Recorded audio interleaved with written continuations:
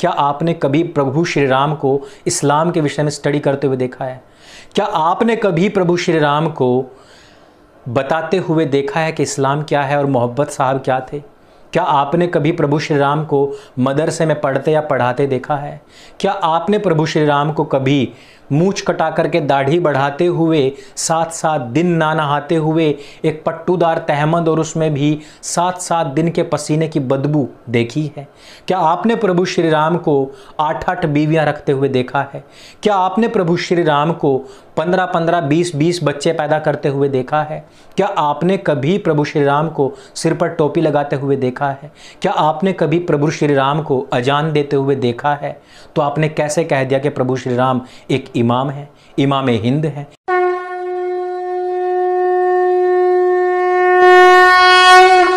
नमस्ते दोस्तों, आप सबका एक बार फिर से स्वागत है आपके अपने YouTube चैनल सत्य सनातन में। हम सब जानते हैं कि इस्लाम या ईसाईयत के हिसाब से इस पृथ्वी पर मनुष्य कृति तकरीबन 6000 साल पहले हुई और इनका यह भी मानना है कि हमारे अभी तक 1,24,000 नबी हो चुके हैं। यदि हम अंतिम नबी की बात करें तो वो 1400 साल पहले मोहब्बत साहब होकर के जा चुके हैं। यदि हम 6000 साल में से 1400 साल माइनस कर दें, उनको 365 से गुणा करके 1,24,000 से डिवाइड करें, तो इसका मतलब ये है करीब करीब औसतन 13.5वें दिन एक नबी पैदा होता रहा है। उन नबियों में से श्री रामचंद्र जी कोई नबी अर्थात अवतारी पुरुष कहें या ईश्वर के संदेश वाहक कहें, कुछ भी नहीं रहे हैं। वो एकमात्र छोटे से इमाम मात्र हैं और उनको इमाम हिंद कहा गया है। हिंदुओं की सबसे बड़ी विडंबना यह है कि वो अपने ग्रंथ नहीं पढ़ते हैं और उनको बड़ा अच्छा लगता है जब कोई मुसलमान आकर के कुछ भी अपनी भाषा में आप लोगों के जो अवतारी पुरुष हैं या महापुरुष पुरुषोत्तम हैं, उन लोगों को कुछ भी शब्द से नवाज दिया जाता है। हिंदू आज बहुत खुश है कि मुसलमान मान रहे हैं कि वो हमारे इमाम हिंद हैं। लेकिन इमाम क्या होता है? इमाम एकदम बिल्कुल सड़े होड़ इंसान जिसके दाढ़ी में से बदबू आती है, जो 7वें दिन नहाता है, अपनी पसीने की बदबू को छिपाने के लिए गंदा सा बहुत ही तीक्ष्ण, जिससे कि आपको साइनस हो जाए इस तरीके का इत्र लगाता है, उसका जिसके तहमंद में कई जगह पैबंद लगे हुए होते हैं, वो जो अपने मादरसा में लौंडाबाजी करता हुआ पकड़ा जाता है। इमाम वो जो अपने लौंडों को, अपनी लौंडियों को सिखाता है कि तुमको किसी भी तरीके से इस देश को मुस्लिम राष्ट्र बनाना है। मुस्लिम राष्ट्रीय मंच, वो संस्था जो अपने नाम के आगे राष्ट्रीय तक ना लगा सकती हो, वो भला इस राष्ट्र से, इस राष्ट्र की आस्था से कितना प्रेम कर सकती है? मुस्लिम राष्ट्रीय मंच है, राष्ट्रीय मुस्लिम मंच नहीं। और ये किसका विंग है? राष्ट्रीय स्वयंसेवक संघ का एक विंग है।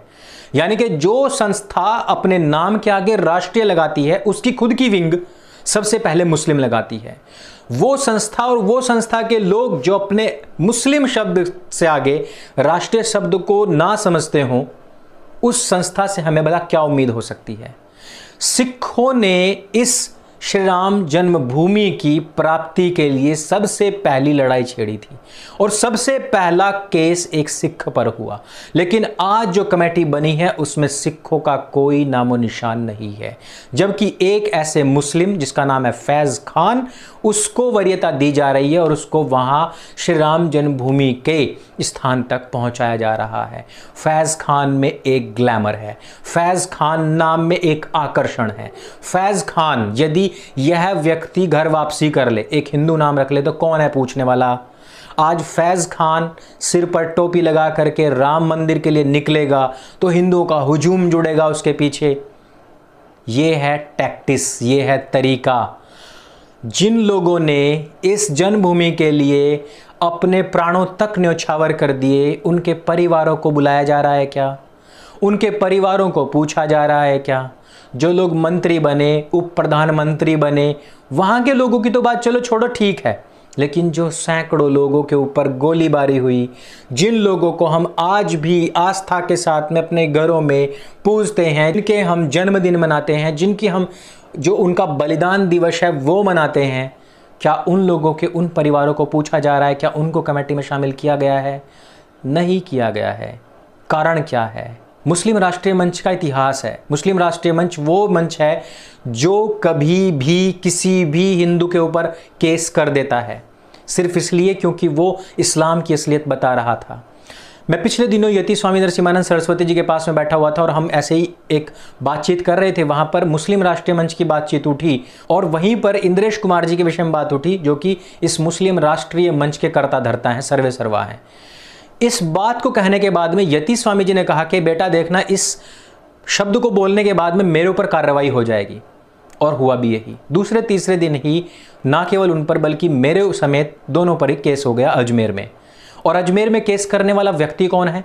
नरेंद्र मोदी जी के साथ में खड़ा होकर के चादर लेने वाला व्यक्ति, वो व्यक्ति जो मुस्लिम राष्ट्रीय मंच से जुड़ा हुआ है, वो व्यक्ति जो अल्पसंख्यक आयोग से कोटा खाने के लिए आता है, वो व्यक्ति जो देश के अंदर होने वाले लव जिहाद के ऊपर आवाज नहीं उठाता है, वो व्यक्ति जो अपनी दरगाह के अंदर सैकड़ों हिंदू लड़कियों के रेप के विषय में आवाज नहीं उठाता है, जिस व्यक्ति ने आज तक ये नहीं कहा कि हाँ बहुत बड़ी गलती हुई है, वो व्यक्ति जिसने नहीं कहा आज तक कि दरगाह उन लोगों की डिमांड या मान्यता या मन्नत क्या पूरी करेगा जो उन सैकड़ों लड़कियों की मन्नत पूरी नहीं कर पाया, उस व्यक्ति ने एक केस किया।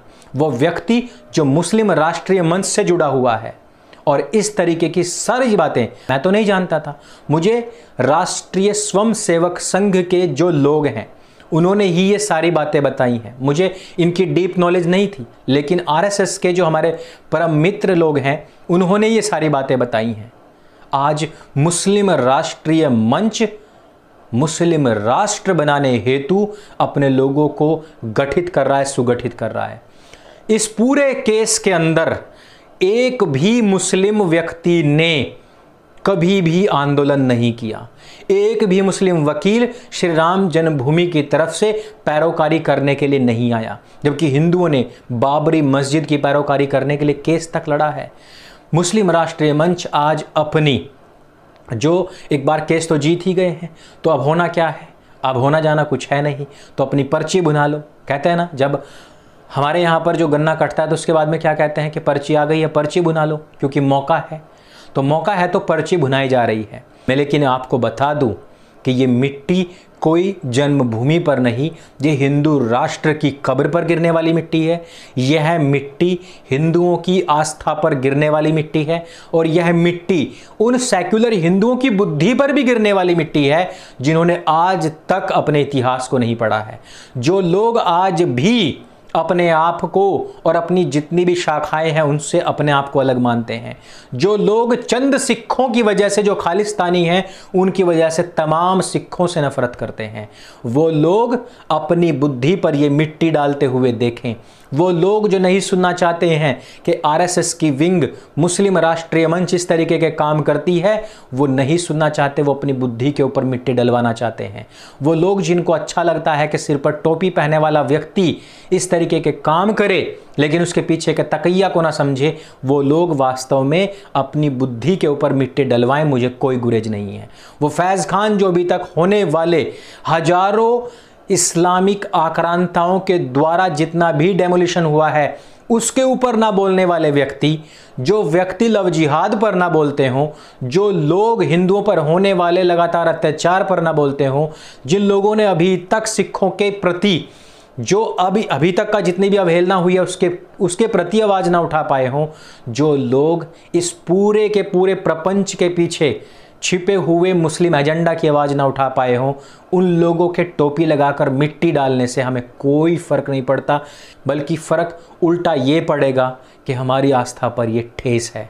हमारे वो लोग जिन्होंने इस सब चीज के लिए कुर्बानियां दी हैं उन लोगों को नहीं पूछा जा रहा है, बल्कि हमारे पुरुषोत्तम श्री रामचंद्र जी को एक इमाम शब्द दे करके अपमानित किया गया है। इमाम शब्द दे करके श्री रामचंद्र जी का अपमान किया गया है। हर दूसरी तीसरी लौंडी से मोहब्बत करने वाले मोहब्बत साहब इनके नबी हैं, अल्लाह के भेजे हुए एक संदेश वाहक हैं, पूजनीय हैं, और हमारे पूजनीय पुरुषोत्तम श्री राम एक इमाम बन के रह जाते हैं। 1400 साल पहले आया इस्लाम और हजारों साल पहले के श्री राम भला इमाम कैसे बन सकते हैं? इमाम शब्द का अर्थ पता है आपको? इमाम शब्द का अर्थ होता है इस्लाम को बढ़ावा देने वाला वो व्यक्ति जो इस्लाम की जो टीचिंग्स हैं उनको आगे बढ़ाए, इस्लाम की टीचिंग्स लोगों तक पहुंचाए, बच्चों को पढ़ाए और बताए कि इस्लाम क्या है। वो है इमाम। क्या आपने कभी प्रभु श्री राम को इस्लाम के विषय में स्टडी करते हुए देखा है? क्या आपने कभी प्रभु श्री राम को बताते हुए देखा है कि इस्लाम क्या है और मोहब्बत साहब क्या थे? क्या आपने कभी प्रभु श्री राम को मदरसे में पढ़ते या पढ़ाते देखा है? क्या आपने प्रभु श्री राम को कभी मूंछ कटा करके दाढ़ी बढ़ाते हुए 7-7 दिन ना नहाते हुए एक पट्टूदार तहमद और उसमें भी 7-7 दिन के पसीने की बदबू देखी है? क्या आपने प्रभु श्री राम को 8-8 बीवियां रखते हुए देखा है? क्या आपने प्रभु श्री राम को 15-15, 20-20 बच्चे पैदा करते हुए देखा है? क्या आपने कभी प्रभु श्री राम को सिर पर टोपी लगाते हुए देखा है? क्या आपने कभी प्रभु श्री राम को अजान देते हुए देखा है? तो आपने कैसे कह दिया कि प्रभु श्री राम एक इमाम है, इमाम हिंद है? इस तरीके के तकैया को जितना जल्दी हो सके समझिए, वरना इस पूरे भाईचारे के खेल में भाई तो आपके लिए वो हैं, लेकिन उनके लिए आप केवल और केवल एक चारा हैं। तो इस वीडियो में सिर्फ इतना ही। हो सकता है बहुत सारे भाइयों को ठेस भी पहुंची हो, उसके लिए मैं खेद प्रकट कर सकता हूं। ये वीडियो जन जन तक पहुंचाइए। मेरे संग बोलिए सत्य सनातन वैदिक धर्म की जय। जय हिंद, वंदे मातरम।